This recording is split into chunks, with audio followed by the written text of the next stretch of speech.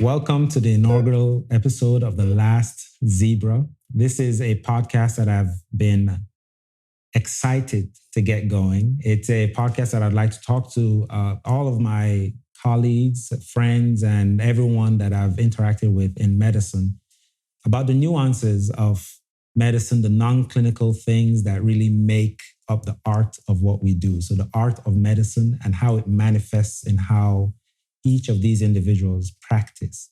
I think there's so much beauty, so much experience, so much that we can all learn from each other that goes beyond the books, that goes beyond bedside medicine. So with that being said, I'd like to introduce my very first guest of The Last Zebra, pharmacist, travel extraordinaire, traveler extraordinaire, Pharm D, Onyedi Kachi Eke, Dr. Eke. Yes, go. Welcome. Welcome, my brother. Thank you, sir. Welcome to the podcast. Thank you, sir. It's been overdue. We've been planning this for how long? Years, 3-4 years. I was in fellowship when I first thought about this. So That's true. I remember talking to some of my co-fellows about starting this. So they're going to see this and get jealous for sure. Yeah, let's go. I mean, they see it and hop on. Oh yeah, I'll get in touch with them and we'll talk about something there too. But yeah, man, thanks for being here. Yeah, let's get to it. All right. Yeah, I've known this dude my whole life, like literally my whole life. From Nigeria to Jamaica to Louisiana, Dog. Thibodeau, Louisiana. Thibodeau. Yo, matter of fact, like that. Am I a stalker? Have I been stalking you? Dog, you literally been stalking me since I was 5 years old. Wow. Well, anyway, here we are. Finally. Thanks for being my first guest, bro. Of course, wouldn't have it any other way. I know you're busy with life and all your adventures. Where's the last place you've been? Just came back from Cabo for like a weekend getaway, and then you just don't casually say I came back. Yo. I mean, bro, you had to. You know, it is like you're in the house. You just you can't look at these 4 walls for too long. I came back from a weekend in Cabo. Okay, and continue. Then before that, it was like Jordan, Japan, India, like one mega trip for like about a month. You know, but we're here. Didn't I see Beyonce in there somewhere? Where'd you see B? I don't acknowledge that one. Why? It wasn't by choice. You remember how the Taylor Swift tickets like exploded in price, right? Yeah. You couldn't get them. They sold out. Yeah. Like one ticket going for 15 grand, etc. Right? I don't know that. But yeah. So it was a whole thing. So my dumbass, when Beyonce tickets went for sale, I was like, you know what? I'm sure this is going to go exactly the way it went. So I ended up buying 2 floor seats to Beyonce in Atlanta. Those tickets were irresponsibly expensive. But I was like, you know what? It's an investment. I'm going to get my money back. I'm going to flip this, right? Tell me why this woman opened 2 more shows in Atlanta, like on the same weekend. So and it was impossible to sell. So the value of tickets. Yeah. So it was either I sell them for a big loss or I just go enjoy the experience. So I ended up going there last week, Saturday, I think. Was it worth it? Yes and no. Yes and no? Yeah. So yes, because it's Beyonce. Why no? No, because I don't know any of her songs, dog. You don't know Beyonce? Like, I know maybe 5 songs. All right, what's that one? It's like, I may be young, but I'm ready. Let's not do this. That one. What's the other one? It's funny because you can actually sing. So I feel like you purposely did a horrible What do you want me to do? I'm ready. Nah, we're not gonna do that. But yeah, but it was cool though. It was a visual experience. It was great to just be in the atmosphere, especially like with 80,000 people just jamming to this lady's songs. Like she was a spectacular performer. So that's really good. I've heard there are people that put her up there, and there's certain people that put her beyond Michael Jackson and I don't know that. I don't know if anyone can compete with people fainting from a man putting on a glove. Like this is true. That's just levels. However, it was spectacular. Like the outfits. Like there was this one point where Blue Ivy came out, and the whole Blue Ivy to school. She'd have to go to school. It's summer school. Like she's a millionaire. Like she'll have to do nothing. Go ahead, Blue. I think the tour is almost over, so she can't go. But yeah, it was a solid experience. But awesome. Now we're back in town. We're chilling, head down, getting work done. You know, just communing with with our friends over here. But yo, you know what? I was actually thinking on the drive over, like in terms of career choices, in terms of like the things that we've been doing the last few months. Mm-hmm. Given the state of medicine, right? And given everything that goes on so far, everything that's like you experienced, especially as an attendant, would you do it all over again? So I think the best way I can answer this is I've been really, really blessed in that I truly lack foresight. I've probably described this to many, many people. My wife is probably tired of hearing me say it, but I lack foresight when it came to my career in medicine. If you think about it, so I started college in 2005 at Nicholls State, go Colonels. And if someone told me in 2005, you will not be done with medical education, formal medical education, so med school, residency, fellowship, until 2021, I don't think I would have done it. The only person that could have convinced me to do it is me. Having finished it now, so I am 2 years removed from finishing my fellowship in pulmonary critical care, it's 100% worth it. And of course, hindsight is 2020, and that is behind me now, but it is 100% worth it. So if I could go back in time, I would tell my young self, trust me, it's worth it in the end. It's long, it's arduous, it's quite the adventure. Lots of ups and downs. Medical school is hard. I went to a Caribbean medical school. That has its own unique challenges. I went to a smaller community residency, Chabert Medical Center. Chabert, good old Chabert. Good old Leonard J. Chabert. Yeah. Those are my people. And of course, I came to Tulane after that. And all of those experiences, while unique, have their own unique challenges, unique in the patient population, who you see, the kind of people you meet, the kind of people that those settings themselves attract. And so I've made some of my best friends throughout this whole process. Truly, in retrospect and in hindsight, like I'm saying, truly has been a pivotal part. The process of getting to today has been so crucial for me. And each step has been very rewarding. And I would do it all over again. Ugo, me, Dr. Ugo, as the attending, would 100% do it all over again. But in the middle of it, it felt, man. Yeah. Especially like given our experiences as international students. That's true. You know, because the more I sit back, the more I realize how different it was for us. Because a lot of those students grow up with like family backing. They grow up with student loans, which although it does come with a debt burden, also affords you certain niceties, like something comforts. That's like fair. For instance, we didn't have cars until, right, when did you get your first car? My first car I got my first car ever. I got my first year, and I still have it, my Honda Accord. Her name is Elizabeth, named after Saint Elizabeth, Saint Bess. Of course. Jamaica. Yeah. But a Honda Accord, 2015. I love her. I don't even know if I could drive another car, honestly. I am emotionally attached to my Honda Accord. Emotionally attached to her. Okay. My mom helped me buy it. She put down the down payment for it. So but I was what? I was 20, what was that, 28, 29? Right? Yeah. Beginning of fellowship, when I got my first car. The beginning of residency when I got my first car. I didn't realize it was that late. Yeah. Wow. Yeah. Bought it brand new from the lot. In retrospect, I should have just gotten a used car. But it being brand new is probably playing a role as to how well it's running now. Right. And warranty. And all that. It's paid off. Yeah. Very happy. Every time, she just got a detail the other day. Oh, man. Purring. Man. My little baby. Anyway.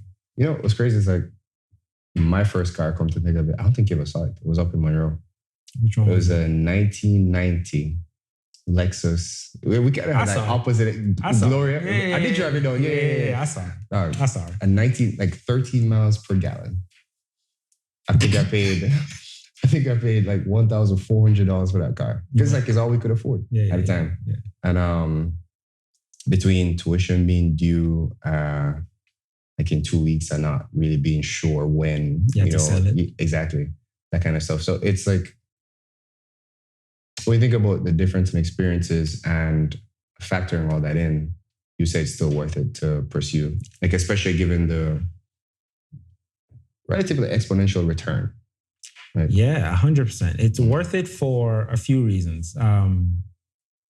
I think obviously it depends on what you're going into it for. The reward of fulfilling your passions, if you have a passion in medicine, the reward of going through something generally difficult. It's like working out, right? So like if you have a goal in mind, and typically it takes years to really get the physical manifestation of what you want from exercise. Right. And when you get there, that reward is justified. It's the same thing with medicine. It's a decade plus worth of continuous grind. And graduating from medical school doesn't even feel, to me, didn't really feel that rewarding because you have residency. Yeah, so much more. Yeah, there's a lot more left. Graduating from residency, that's a positive step because you can start working now as my wife will always tease me when I was in residency. She's like, "You're not even a real doctor." I'm like, I have an MD. I am a real doctor, but I know what she means. But I knew I wanted to specialize. So pulmonary critical care is what I went into. So graduating from that was my first real I'm done moment. And that felt like a catharsis kind of, just a thing off your shoulders. Like, we're here. Exactly. We're here. So okay. I dig it. That catharsis, that moment of crossing the line, crossing a real finish line, everything else had just been a hurdle that you've been jumping over. True. But crossing the finishing line from fellowship was quite the experience. I think emotionally, that really clicked for me. That, and of course, being a doctor is really, really cool. I really enjoy what I do. And that in itself is wrong. I was just telling a friend of mine today that attending life is the only life. So anyone that's in med school, anyone in med school, residency or fellowship, attending life, man, it's the only life. Life hasn't even started for them yet. Honestly. Yeah, exactly. Yeah. I'm telling you, it's worth it. It's worth it in the end. It really is. It's such a good time. I mean, training is difficult because it has to be. The whole point is that at the end of each of those trainings, residency and or fellowship, is that you are proficient, right, and excellent at what you're supposed to be doing, whatever you're specialized in. So it's difficult. And what makes being an attending really, really worthwhile is the ownership, the art that you can imply, that you can do on your own style of medicine. You kind of get to flourish in that way. And it takes a while. I'm still figuring out my art. Well, you're on your way. But I'm on my way. Starting to feel. Yeah. Man. How about you? Pharmacist? No. Everything you describe is such a contrast to what the practice is, right? So for us, like in the pharmacy profession, the catharsis comes early. And how PG can we get on this podcast?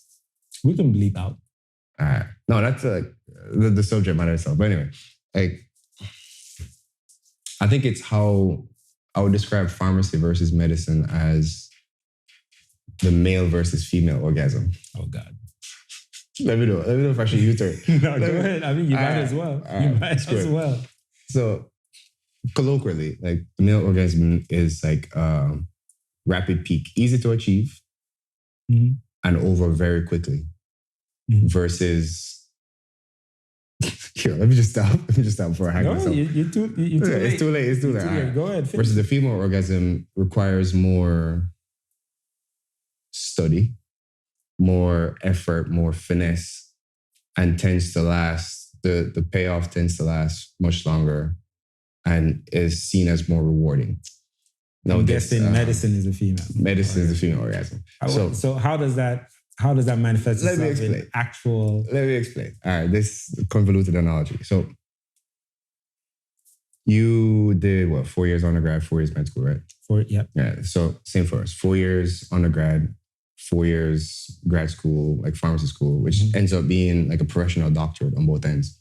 However, if you so choose with pharmacy, your training stops there. Like you can be released into the world because our scope of practice is drastically more limited than you do in medicine. Like granted, a lot of the knowledge base is the same. Right. Like in medicine, however, you guys are more focused on the diagnostic. And while you are trained in pharmacology, like it's not as intimate. Like you practically could do what we do, but it's not going to be as in-depth, in-depth knowledge. Versus us, we are trained as experts. Right. And like the mechanism, the effect, pharmacodynamics, pharmacokinetics of a drug. So like when you prescribe a course of treatment, like we then look at the whole patient to see what exactly is the trajectory of that treatment as far as it relates to whatever else the patient is on, the patient's genetics, etc. However, with the way the medical system is set up in the United States right now, I've kind of boiled it down to this two-step process. You're either a source of income or you're a cost, right? A pharmacist is. A pharmacist, right. Okay.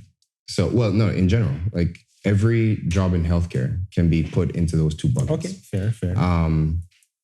Mainly because of the way fee structures are set up, like et cetera, et cetera, et cetera. So in a capitalistic in the American health income-driven capitalist, like not as altruistic setup, those are the two buckets that exist in healthcare. So within the income bucket or the income generator bucket, there are physicians, there are NPs, PAs, there are even like to some degree nurses, because nurses are so integral to the care of patients. Like you can't get away with, because physicians aren't going to manually take care of 20-some patients. I would say any bedside provider. Any provider, really. Exactly. Anyone who is either on the diagnostic side and who can bill for a procedure or anything at all, or is integral to the carrying out of that procedure and the tests, etc. So on the other hand, you have the auxiliary staff, which is literally what it's called in the healthcare system. That includes PTs, pharmacists, et cetera, et cetera, et cetera. But I feel like the pharmacist aspect of it is especially egregious for multiple reasons. Okay. On the pharmacy side, right? You go through a doctorate level program that is wildly expensive, right? The costs are almost approaching med school. And because, again, of the way things are set up, we don't generate income for the hospital. We're more of a cost-saving procedure. So, for instance, we catch errors, like during prescribing, we catch anything that might cause harm. So, in the system that I just described, it's like, how do you value that? You know, how do you put a dollar value to that? Versus, I can say, well, Dr. Ugo generates $2 million, $4 million, $5 million a year for the hospital. Like in this black and white area, like by billing these RVUs, this is what he pulls in, so we can pay him a fraction of that. There's no measure to go, well, I know Kachi saved this patient from bleeding to death from, I don't know, like 2 blood thinners at the same time. Like there's no dollar value to that. Like in the healthcare system, there's no reimbursement set on paper. So then it's up to the administrators to go, well, how do we value that? And for an administrator, you look at how much money can I go home with at the end of the day? So it's more, I'm going to try to minimize this cost as much as possible. And in most hospitals, the pharmacy, in terms of the budgeting, the top cost is salary. Right below that is a pharmacy. Like, because you've seen how much drugs can cost. Like, right. For instance, in a heart procedure, a dose of factor can cost a patient $60,000, $70,000 per dose. Yes. So they're looking at that budget going like, okay, this is impacting my bottom line. How can I squeeze that, right? So they're going to look at the salary. They're going to look at staffing. They're going to look at how to best minimize that overall balloon that is the pharmacy budget. So I think that's where the experience starts to shift between the two. So whereas you get to practice the art of medicine, for us, it's more how much can you do with as little as possible. So you get squeezed, you get like, basically the experience is very different, you know? So that's kind of where it's been interesting, because we've talked about like me potentially want to go back to med school. Right. Because I was a bit disappointed with the actual practice that is pharmacy versus, but yeah, that pretty much boils down like the difference in experience. And frankly, it's gone to the point where I tell people, if you're going to choose like what your time investment is, because while there is a difference in training, duration, and the duration of training, right? Like you still get compensated like a large fraction of a pharmacist's salary, like while you're in training. So in terms of lifestyle, while it's on hold and while you are like working long hours, like your life isn't entirely on hold, you know? Like you had kids during fellowship, like you were able to travel a little bit, like enjoy life a bit. So I think that's kind of one of the boundaries, one of the differentiating factors. Like what is the ultimate return on investment, you know? Like, for instance, we say we were, because I don't think either of us took student loans. Though. No, I don't. Yeah. So like, if we did, we'd almost be in the same level of like raw financial investment. Right. Versus looking at this point going forward. Like, what are we looking at in terms of payoff? Like long term. Right. It's almost exponential in a way. Because I don't work traditional pharmacy anymore, because I do locums now and stuff and I travel.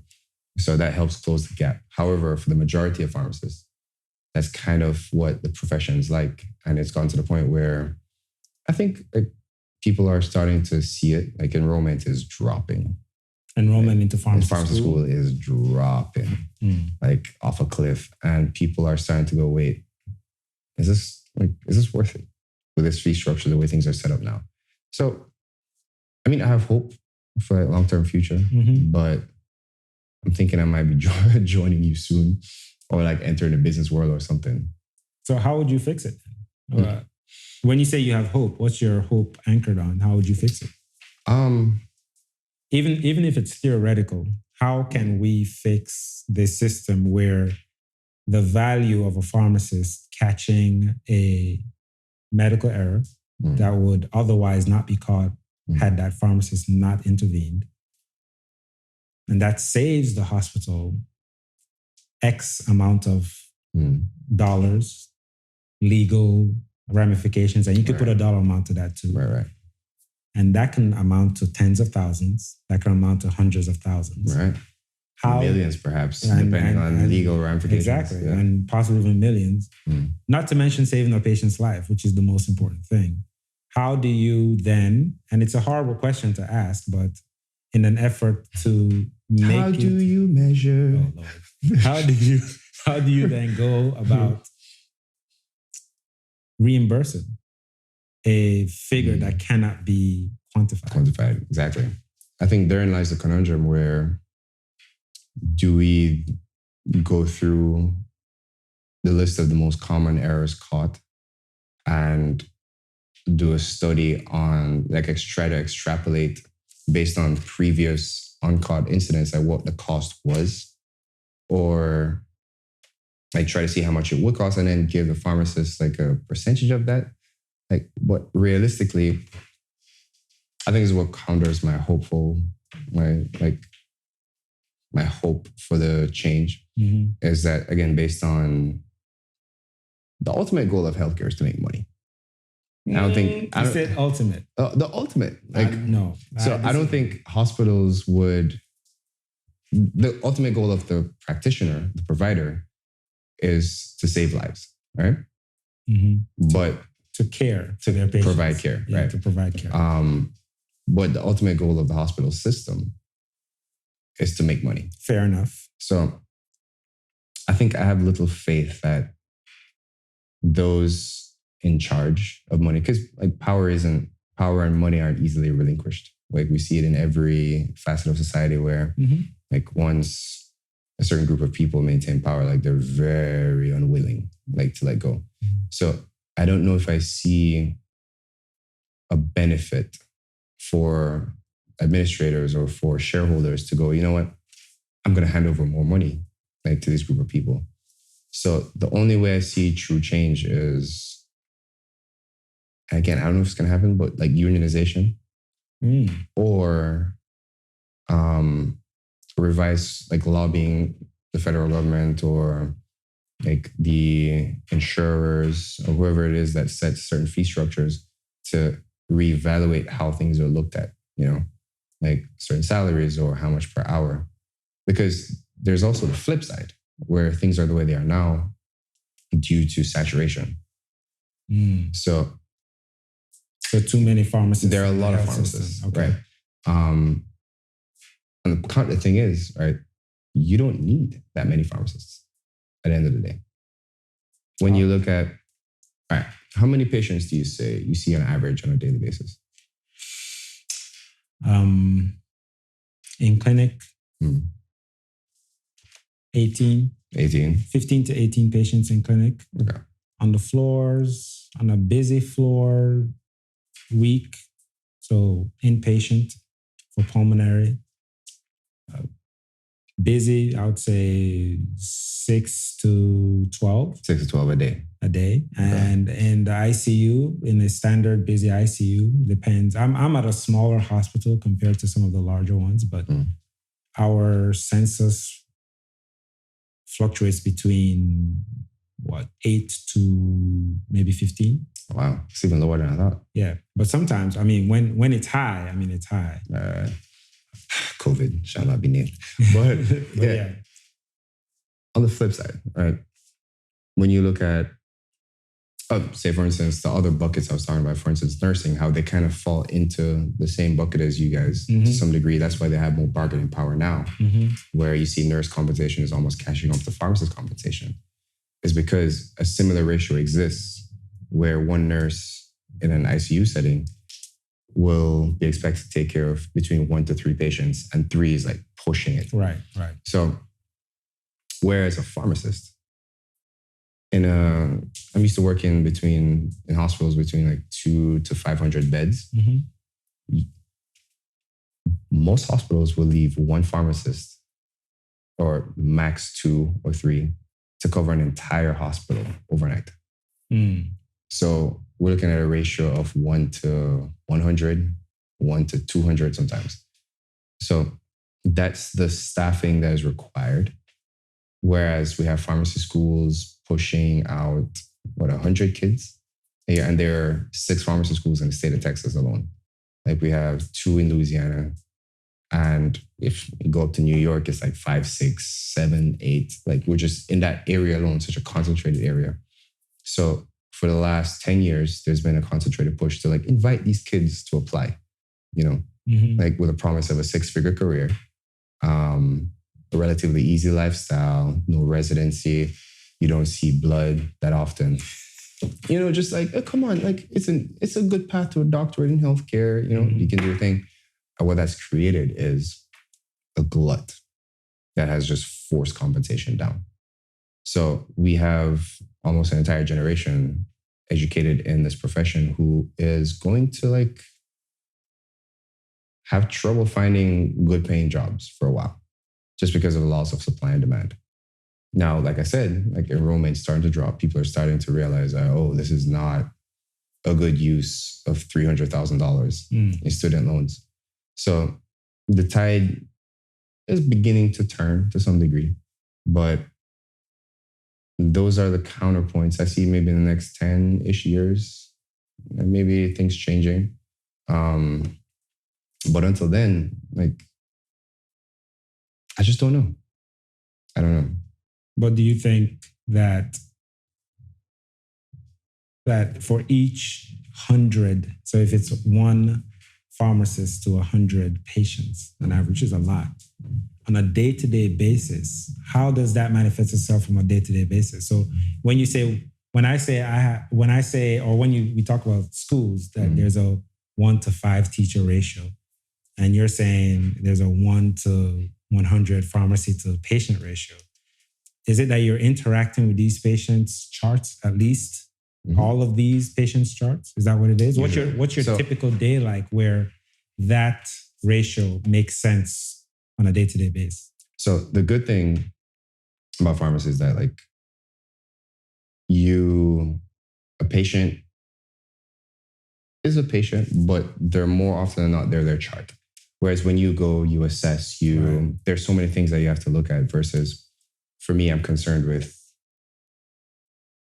maybe half of what you're concerned with. I'm concerned with disease state because I don't have to diagnose. I don't have to make sure my diagnosis is correct. However, I do look at the patient's profile, I look at the labs, I look at everything the patient's being treated with. I have to make sure that the disease state matches the treatment, that the treatment is correct. Then I look at alternate ways to treat that patient. Like, is there a way to save costs, save medication burden, prevent waste, like save the hospital money? Right.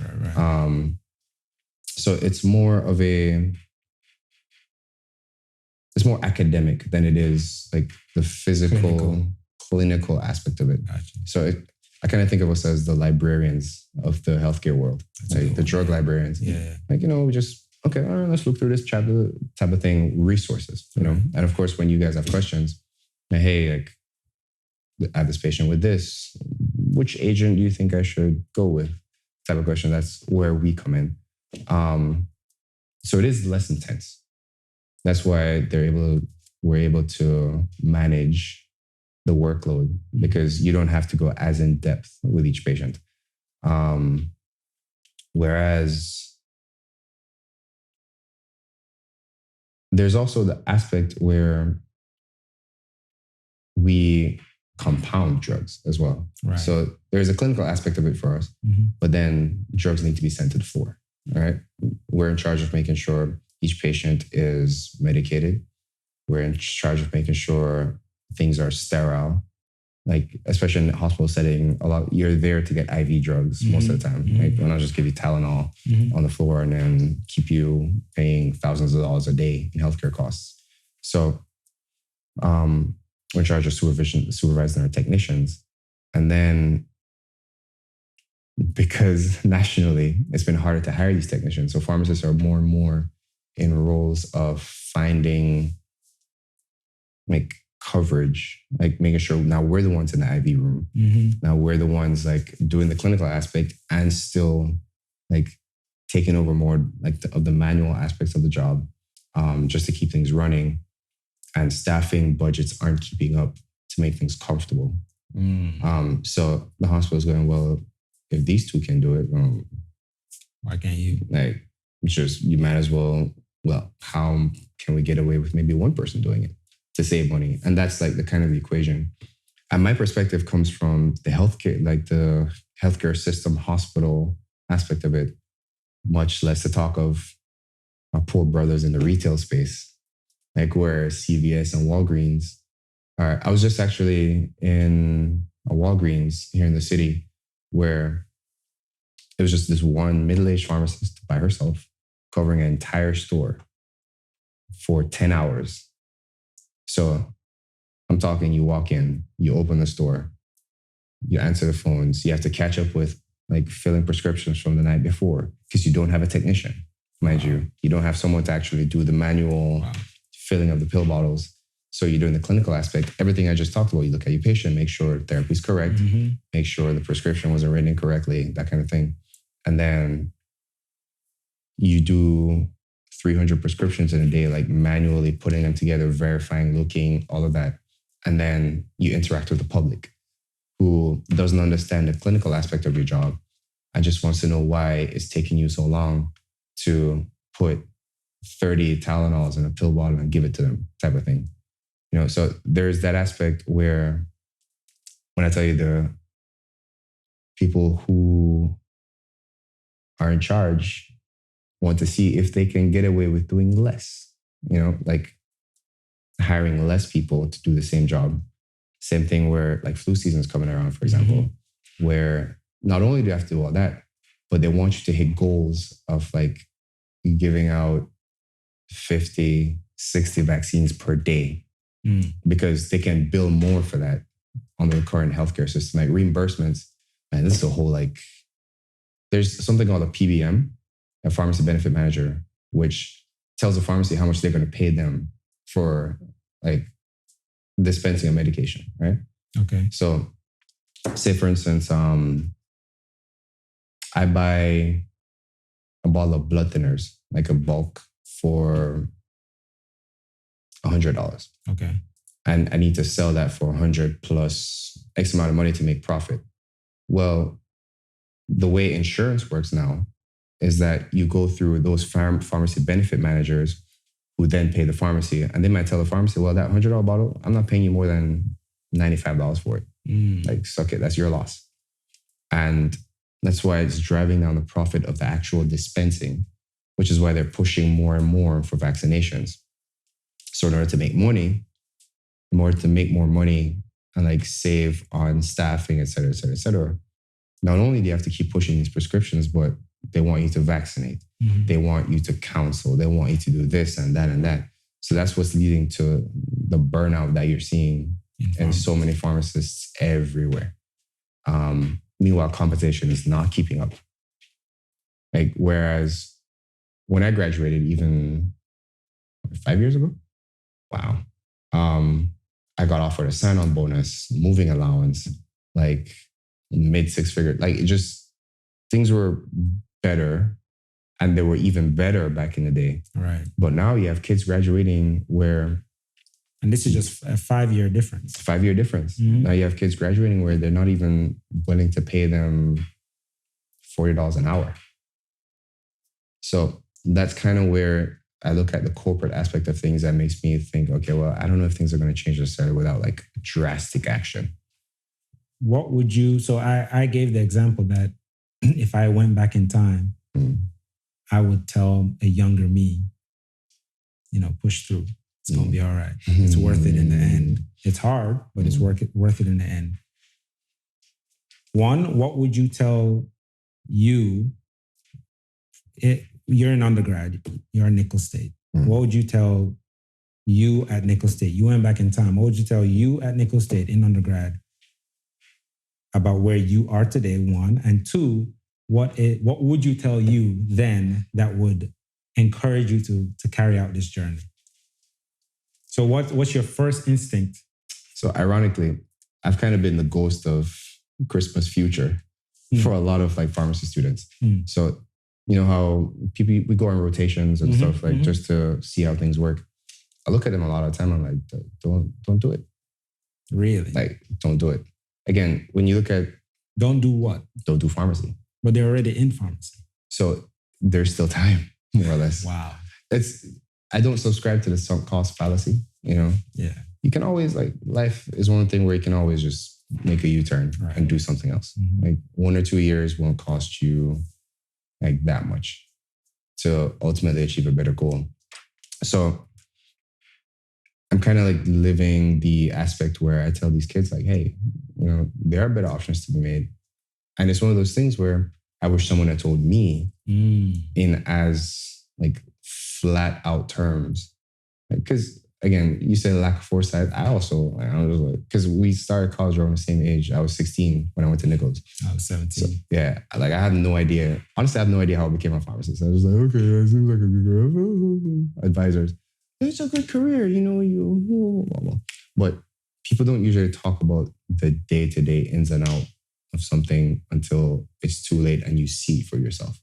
So for me, that manifests in, if I could go back, I would be in med school. I'd go to med school. I would, or because I've always been good with computers. I have friends now who make what I do, and they're software engineers. One of them's like traipsing through South America, working remotely, like from some bungalow in Nicaragua or something, just like chilling. She's gonna go spend a month in Bali next month. Right. So the ability to work remotely, especially in these days, is something I didn't know I would value as much. Because I like to travel. Right. I want to see the world. My goal is to see as much of it before I'm too old to see any of it. Right. So what would you? I would stick with. I would go to tech. I would stick in tech or go to medical school.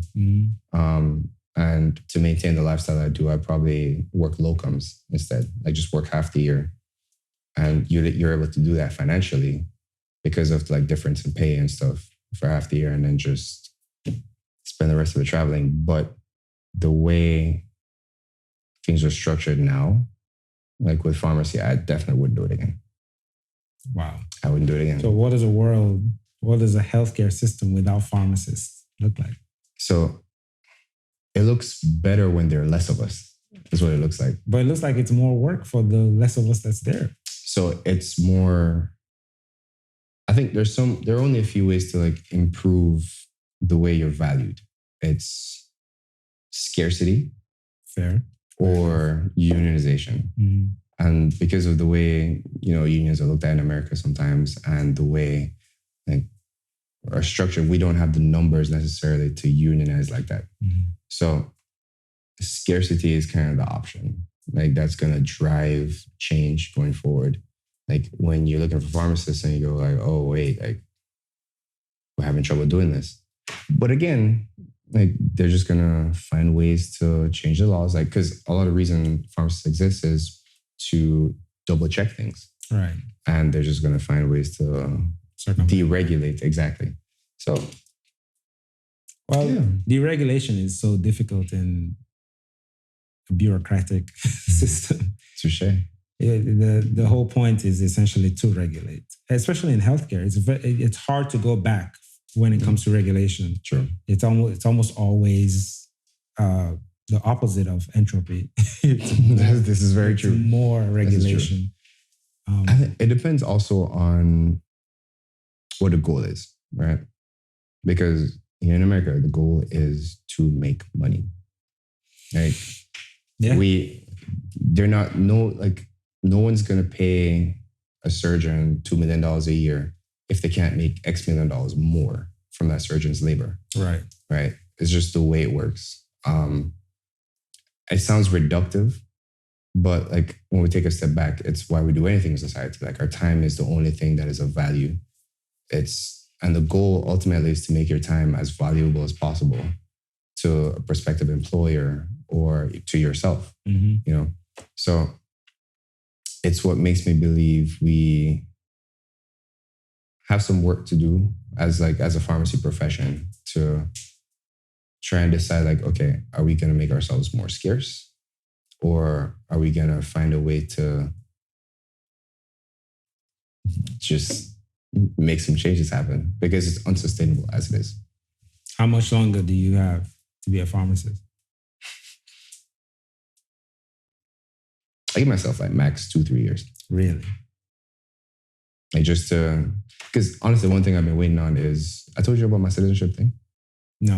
What? Yeah, so I passed my civics test. Oh, nice. End of last month. I'm just waiting now on the oath ceremony. Oh, say, can you see? Oh Lord. I'm about to be an American. Yes, Lord Jesus. Yes, Lord. You're not getting it now. When they see this, it's like, no, oh no. Without publishing this for like a while, right? But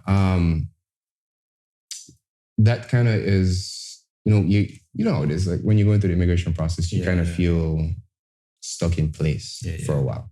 So I feel like when this thing clears up, hopefully by the end of the year, it'll give me the breathing room to actually just, think, get that weight off my shoulders, and then make moves and actually start running.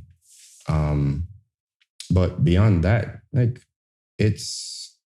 I won't say like it's been terrible because I do have fun, Like pharmacy it is rewarding to help a patient. Mm-hmm. It is rewarding to, like, I can't tell you how many times I've called residents like, "Hey man, did you mean to order that?"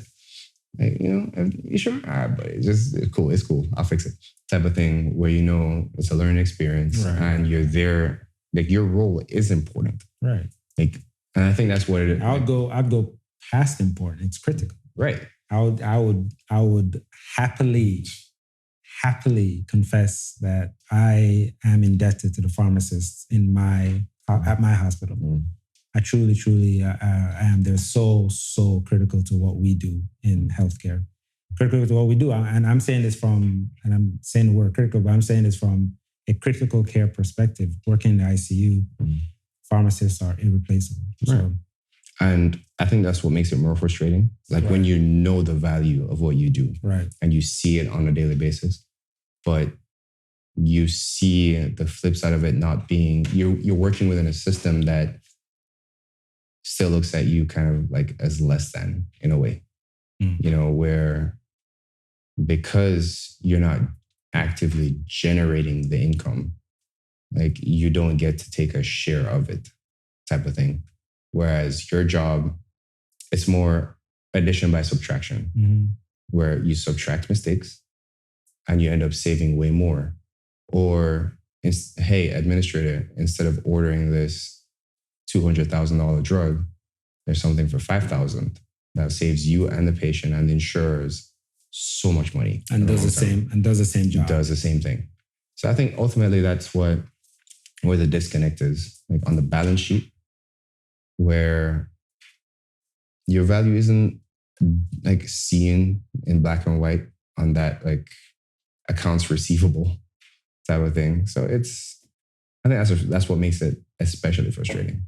That's fair. But I think overall, you have to have hope. Otherwise, like it's easy to despair. Right. So you just try to keep things more positive, which is why, we do things like we have hobbies. Yeah. We travel, we do photography, et cetera, and to be fair, pharmacy, the income you've made through pharmacy has, in not a small part, facilitated your hobbies. This is absolutely true. So it's absolutely true. You are who you are because of. It's absolutely true. That PH. I think. What is it? That PharmD. The PharmD. But I think like it's hard to. It's good to keep a balance between being grateful, like for what you have, and also realizing like what is possible. Absolutely. So keep your eye on the future. Exactly. There's always room for improvement. Precisely. And you're just making that point that perhaps on a year-to-year basis, there is more room for improvement now than there was 5 years ago. Touche. There's far more room. There's you're losing ground. Right. As opposed to gaining ground which, on progress. Again, I'm not like bitter about it. I'm vocal the way I am because, again, kind of like, I don't know, you're buying a car, for example. Like a Maserati. I was looking at the Maserati Gran Turismo, right? No, hear me out. There's a Maserati Gran Turismo that is, like, I think it's a V12 Ferrari engine in that thing. Okay. It's a spectacular car. It's beautiful, not terribly priced, used.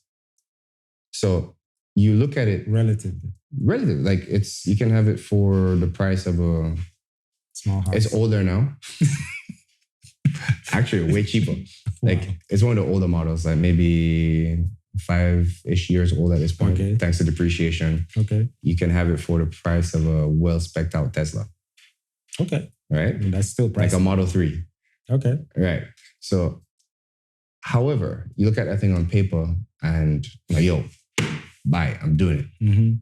But if there's not an owner who's yelling from the rooftops like, yo, this engine has pistons that blow, right? The suspension will go out, the AC goes out, and each of those fixes, because it's a Ferrari engine, is going to cost you 2-3 times the cost of the car to fix. Like, they're just things that you're not aware of. So to kind of like bring the analogy home, pharmacy has pistons that are very expensive to fix, especially like if you're going into it accruing student loans at interest rates that you may never really pay off. Right. Because did I tell you about I did the math, right? Mm-hmm. At like how much they're paying these kids these days. And say you take out $250 in student loans, right? And at a 6-7% interest rate, you pay that off. You pay your monthly bills, say a conservative, like $1,500 a month in rent or mortgage, your phone, et cetera, et cetera, et cetera. By the time you pay all that off, right, at $45 an hour, you're looking at headroom, like disposable income, 8 years of school. And the pharmacy program is incredibly intense. Right. Because while it's clinical, there's so much memorization involved as well. Right. For the agents that you're using, the mechanisms, et cetera. Rightfully so. Right. So all that work, all that heartache, the board exams, then getting started on the cost of licensing. Because for every state you want to be licensed and working, that's an average of, you're going to pay minimum $1,200. Right. Per state. Same thing in medicine. Exactly. So by the time you look at that and you pay your bills every month, you pay your student loans, you're looking at $10 an hour left in disposable income. We're talking less than Chick-fil-A. Less than McDonald's is paying more than that now. In disposable income after student loans, if you're working like a staff pharmacist job. Of course, that analogy is faulty in that the Chick-fil-A worker is working on that for everything you just highlighted. Touché. I mean, in disposable income, like headroom. Right. So like say you got a second job as a Chick-fil-A worker, you've been making more than a pharmacist, like, which is incredible. Right. So I think that's why I'm so vocal about like, yo, like know what you're getting into. Like know what you're getting into. How does one get a passion for pharmacy? Like where does that come from? So how do you so you as a kid, what exposure does a child have or a young adult have to say, yeah, I want to be a pharmacist? So other than say familial. So your dad was that, your mom was that, your aunt, someone you cared about, you had a mentor that just. So on average, because most people don't know what hospital pharmacists do, right? Because we're not visible in the healthcare space. It's why during COVID, like all the healthcare hero discounts were like for nurses and doctors. And excluded pharmacists. I'm like, bro, like what the hell? What the hell? But most people get exposed to pharmacy through like the retail pharmacist. Like, so, you can walk up there like, hey, I've had this headache or this rash. Like, what do you think would work? Because we're the most accessible healthcare entities without, having to book an appointment, et cetera, et cetera, et cetera. Sometimes you guys are the first point of contact. Exactly. You could say, hey, that looks more serious. And without actively trying to say what a diagnosis is, could be like, hey, you need to go see your doctor. Right. So you see a skin lesion with like your irregular borders, go see your doctor. Yeah. Some people are influenced by that. But I think ultimately, when you're trying to make the decision into going into the profession, I think the way it's marketed is as a healthcare doctorate. Like you're a doctor. Like my name is Dr. Eke.